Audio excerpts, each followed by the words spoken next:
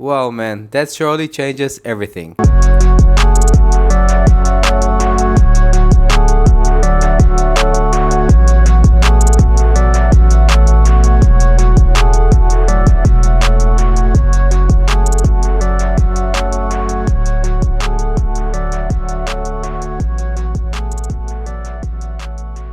Hi everybody, I'm Yair and welcome to my channel. If you're into sports and tech, you came to the right place.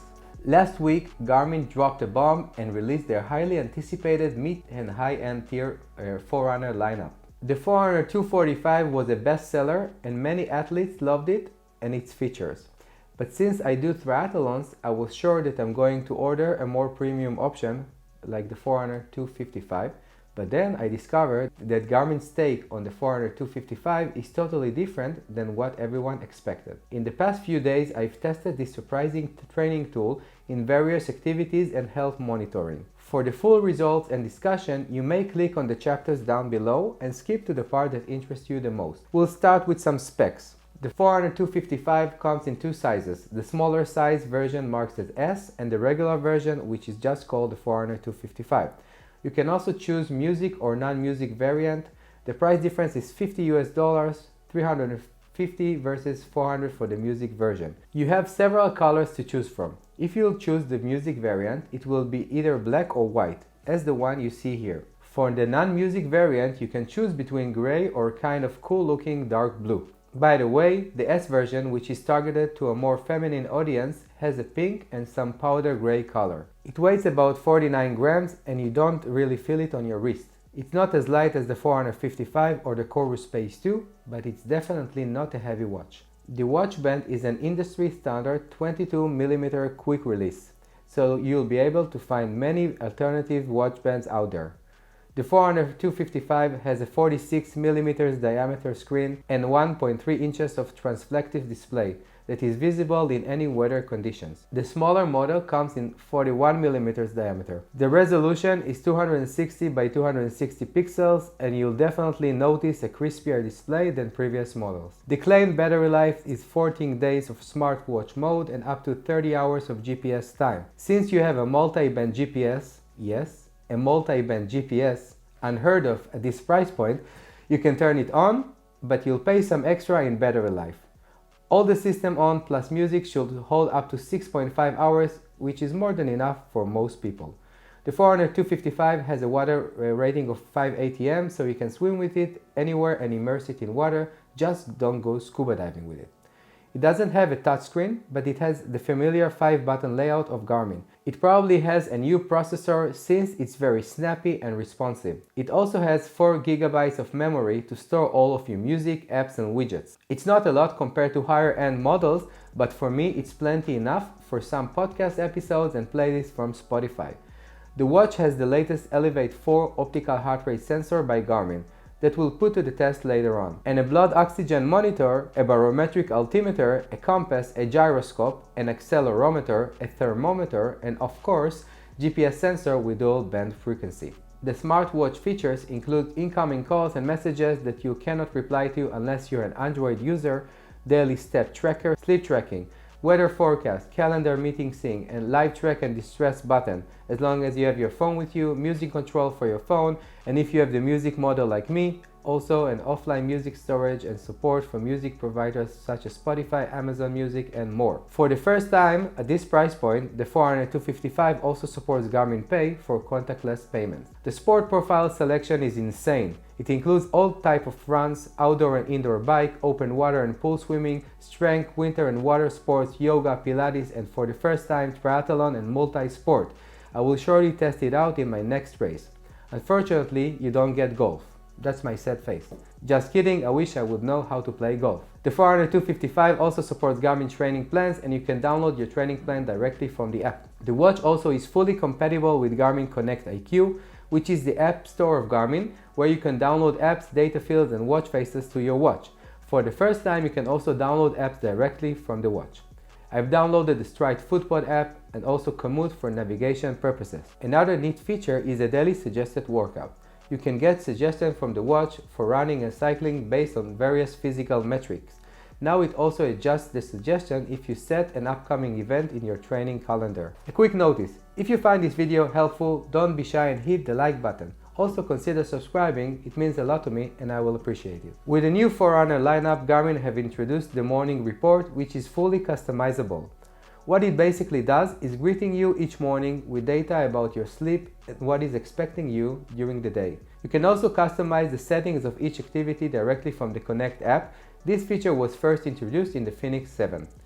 It also supports the Pace Pro and Up Ahead. By using that, you can set up ahead 8 points and other points of interest in a course. Unfortunately, the Climb Pro feature is absent from this model. I really like it and I will miss it. The sleep monitoring is quite accurate and the watch did recognize the time I went to bed. Also, you can see in the graph the deep and light sleep duration and more. You also get a sleep score which will determine the quality of your sleep. The Forerunner 255 also measures your heart rate variability to determine how fit you are and ready for performance. Another physical measurement is the body battery. What it basically do is turning your body into a rechargeable device and providing you an estimation of your energy level and how fatigued or ready for hard training you are. The Forerunner 255 also includes an advanced training load and training status measurement. By utilizing these features, you can understand your current balance between hard and easy workout and adjust your overall load accordingly. In this section, we will analyze the Forerunner 255 performance in various sport activities, including running, swimming, and cycling. Okay, we have an indoor session. You can see here the Forerunner 255, the Fenix 6 Pro, and the Polar Verity Sense. I do suspect, because of the similarities, that the Fenix 6 Pro was connected to the Polar Verity Sense, even though I turned it off. So we'll just try to compare the Polar Verity Sense. The average is the same in both. The highs and the lows are a bit different. The max is almost the same. The low is a bit different in both. As you can see here, they are very comparable. You can see here an interval. It looks like the Forerunner 255 took a bit like to catch up, but besides that, it's very accurate. We're talking in like a matter of seconds. It probably takes a second or two more just to go to the peak and then to go down, but it looks very nice. That's another session of indoor cycling, and look at this graph. It looks identical. Like, I don't think there is a much difference. If you look at the high and the average and also the lows, they are very similar. You can really rely on its heart rate if it comes to indoor cycling. Let's have a look on an outdoor run. I didn't use the dual frequency GPS here. You can see the Forerunner 255 in red and the Fenix 6 Pro in blue. So from if you look at the blue line, you can see that they are quite comparable. Here, when I took the turn, it looks like the Fenix 6 is wandering around. This is the main road. I did run in a straight line on the main road. Both of them missed a bit, but it looked like the Forerunner 255, especially here, if you see this turn and here this turn, there is no doubt about the GPS signal, and you can see also here the Fenix 6 missed here as well. You can see that the Fenix 6 really missed here. So they both measure the same distance, but if you want to like see your exact course, it looks like that the Fenix 6 missed and the Forerunner 255 was better. What about heart rate? So I'll compare the Polar Verity Sense to the Forerunner 255. It looks very similar. Forerunner 255, from the beginning, it measured a higher heart rate, while I do think that here in the warm-up it took me a while, so the Polar Verity Sense looks more accurate, and during the entire run it looks like it was a bit higher, and it measured a bit higher heart rate, which is reflected in the average.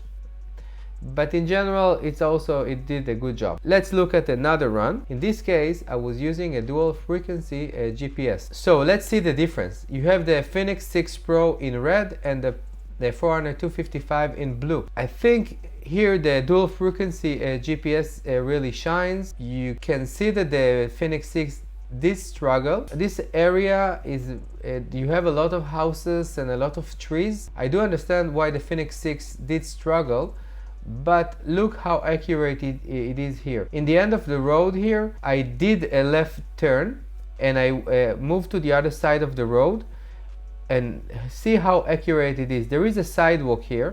I'm running on the sidewalk. The Phoenix 6 think that I run on the road, which is not correct. And yes, so the dual frequency GPS, if you want like the best of the best, just use that. If you don't mind like that it will hurt your battery life, but yeah, it is super accurate. I'm really impressed by it. I think it did an amazing job. Yeah. Okay, so let's look at the heart rate. Again, the Polar Verity Sense against the Forerunner 255. The average is also higher in the Forerunner 255. You can see the same as we've seen before. When I started the run, it started measuring a very high heart rate from the beginning, and also during the run. It was almost always higher than the Polar Verity Sense. You can see that this graph is very similar. The trend is similar. When there is a peak here, there is a peak here. When there is a low here, there is a low here. But it tended to measure higher heart rate. In general, you would get the average, but it looks like it tends to measure higher heart rate. Lastly, let's look at a swimming session. So the distance, by the way, was very accurate. It was a pool session, and both of them measured the same. The Polar Verity Sense measured a bit more, probably because I started the recording before I started to swim, but it was 1.4 kilometers, so it was very accurate. And here we see a mixed result. I honestly not sure who is correct here. From previous tests, I know that the Polar Verity Sense measures the heart rate great on the pool because it's connected to my temple. But I think here in this, I started a kick session, and when you kick in the pool, when you focus on your legs, your heart rate tends to go up, and it wasn't reflected in the Polar Verity Sense. So in this case, I would believe to the Forerunner 255. I think this graph is very accurate, while this one, the Polar Verity Sense, I think it failed, especially here in the kicks. Also, if you look at the graph, those peaks and lows, they are too sharp. I think it had some difficulties measuring the heart rate in this case. Maybe it wasn't connected good to my temple. I give the win here to the Forerunner 255. I think it did an amazing job in the pool. I was really impressed by the underwater heart rate monitoring. So the Forerunner 255 is currently the mid-tier running watch that Garmin has to offer. You get most type of activities, sensors, breadcrumbs navigation, offline music support, suggested workouts, Pace Pro, Up Ahead, Triathlon, Garmin Pay, dual frequency GPS, and much more goodies. Does all these options worth to pay double against high quality watches like the Forerunner 55 and Chorus Pace 2? For me, probably yes. If you want the best training tools out there, deep analysis of your sleep, health and current fitness, contactless payment support, offline music, that's your best bet. Otherwise, you can settle for half the price without sacrificing half of the features. It's really hard not to recommend this amazing training tool. You can't find anything that has all these features at this price point. The interface is sleek, the execution is amazing, and you can't really expect much more from a GPS wearable. The downside that I found is the lack of maps, some minor software features like the Climb Pro and real-time stamina, touchscreen and golf, if it's important to you. Besides that, you get everything that Garmin has to offer. I honestly think that the competition from companies like Chorus made Garmin offer a premium feature at a mid-tier price point. Goodbye to the Forerunner 645 and 745. Garmin just killed those seriouses. That's all for today. If you like this video, don't forget to hit the like button and also consider subscribing for more videos like this. Thank you for watching, and don't forget to train hard and